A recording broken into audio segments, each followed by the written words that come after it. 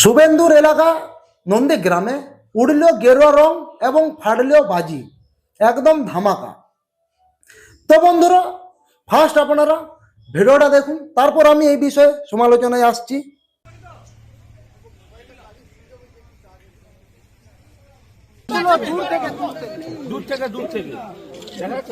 ভারত মাতা কি জয়, ভারত মাতা কি জয়।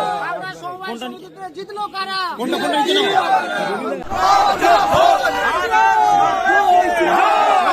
চলো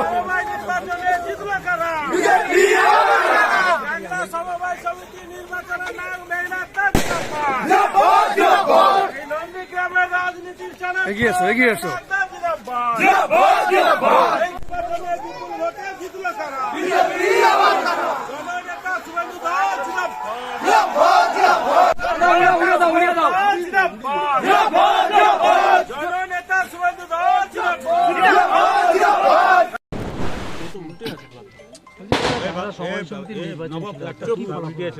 দেখুন, গাংড়া সমবায় কৃষি উন্নয়ন সমিতি লিমিটেডের পরিচালক মণ্ডলী আজকের ভোট ছিল, 9টি সিটে ভোট ছিল। আমরা ভারতীয় জনতা পার্টি থেকে 9টি সিটেই ক্যান্ডিডেট দিয়েছিলাম এবং অপরদিকে তৃণমূল কংগ্রেস 9টি সিটও দিয়েছিল, সে বামপন্থীরা 2টি সিট দিয়েছিল। আমরা ভারতীয় জনতা পার্টি আজকে পরিচালনা সমিতি নির্বাচনে আমরা বিপুল ভোটে আমরা 9টি সিটেই জয়লাভ করেছি। এই জয় আমাদের ভারতীয় জনতা পার্টির জয়, এই জয় আমাদের শুভেন্দু অধিকারী জয়, নন্দীগ্রাম মানুষের জয়।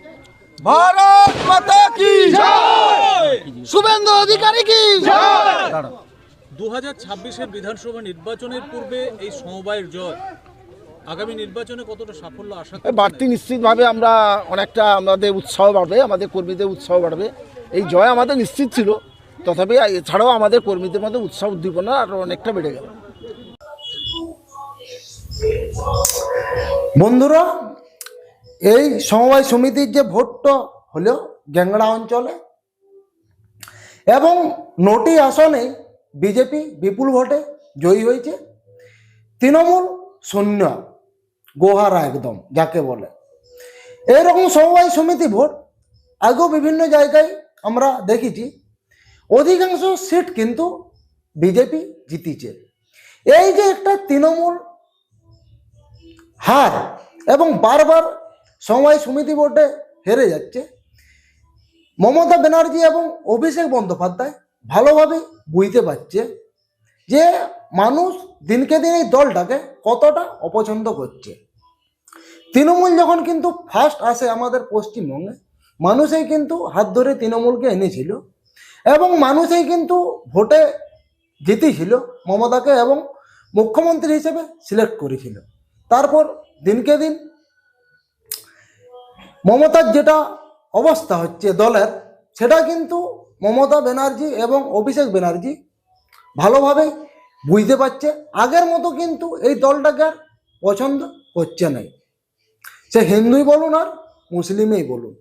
কারণ মমতা ব্যানার্জি ভেবেছিল মুসলিমদের ভোটটা নিয়ে আগাবো, কিন্তু মুসলিমদের যে খেলটা খেলছে, নিজস্ব 1-2 পার্টি তো গঠন হয়েছে, অনেক মুসলিম ভোটার কিন্তু সেই দিকে ঢুকে যাচ্ছে আস্তে আস্তে, অনেক মুসলিম ভোটার বিজেপিতেও ঢুকে যাচ্ছে, কিন্তু সেদিক থেকেও কিন্তু চান্সটা অনেকেই কমে গেছে তৃণমূলের, সেটাও ভালোভাবে বুঝতে পারছে।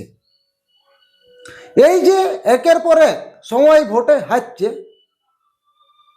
এর থেকেই তো বুঝে যাচ্ছে 2026-এর ভোটে খেলাটা কি হতে পারে। শুধু ভোটের অপেক্ষা এবং রেজাল্টের অপেক্ষায় মানুষ আছে। কারণ যখন তৃণমূল আসে আমাদের পশ্চিমবঙ্গে, অনেকেই হবে আশা দিয়েছিল মানুষকে, সেই সব তো কোনো কিছুই নেই।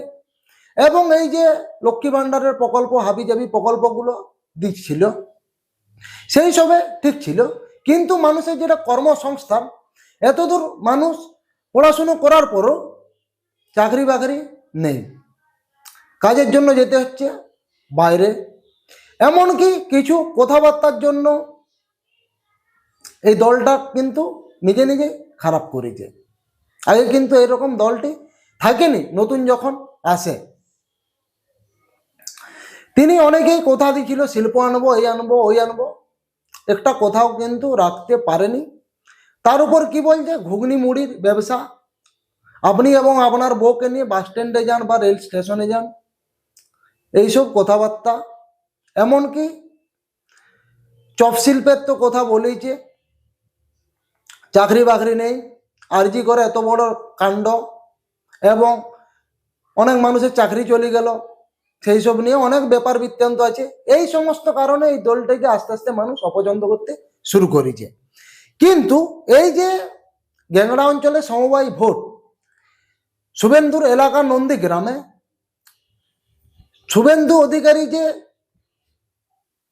2026-এর ভোটে দাঁড়াবে এইটা তো কনফার্ম। 2021 সালের ভোটে কিন্তু মমতা ব্যানার্জিকে হারিয়েছিল নন্দীগ্রামে, কিন্তু মানুষ ওয়েট করছে অভিষেক বন্দ্যোপাধ্যায়কে যেন 2026-এর ভোটে নন্দীগ্রামে দাঁড় করানো হোক। তাহলে কিন্তু খেলাটা একদম জমে উঠবে, টক্করে একদম ভোট হবে। শুভেন্দুকে হারানোটা নন্দীগ্রামে মানে খুবই মুশকিল, কারণ ওইখানে মানুষের যেটা ভালোবাসা শুভেন্দু অধিকারীর প্রতি, শুধু নন্দীগ্রাম বলে নয়, আমাদের পশ্চিমবঙ্গে। তবে এর মধ্যে আর একটি খবর আপনাদের সামনে আছে, সেই খবরটা আমি আপনাদেরকে শোনাই।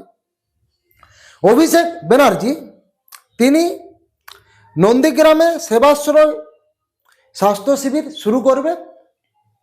আগে ডায়মন্ড হারবারে করেছিল, এরপর নন্দীগ্রামে হবে 1 ডিসেম্বর থেকে 30 জানুয়ারি পর্যন্ত, যেটা শোনা যাচ্ছে। তারপর দেখা যাক কি হয়। এবং এই যে স্বাস্থ্য শিবিরটা করবে শুধু নন্দীগ্রাম কেন, আমাদের পশ্চিমবঙ্গের চারপাশেই হোক, বিভিন্ন জায়গাতে সবাই এই সুযোগ পাক।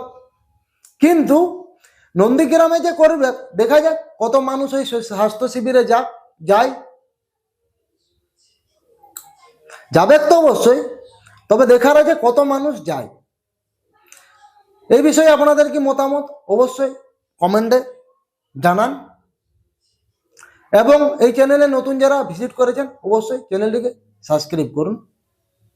তো বন্ধুরা, আজকের এই ভিডিওটা এখানে আমি স্টপ করছি। ভিডিও যদি ভালো লাগে অবশ্যই ভিডিওটিকে লাইক এবং শেয়ার করুন। আবার দেখা হচ্ছে নতুন কোনো ভিডিওতে, নতুন কোনো টপিক নিয়ে। ততক্ষণ আপনারা সবাই ভালো থাকুন, সুস্থ থাকুন, নিজের ফ্যামিলির প্রতি খেয়াল রাখুন।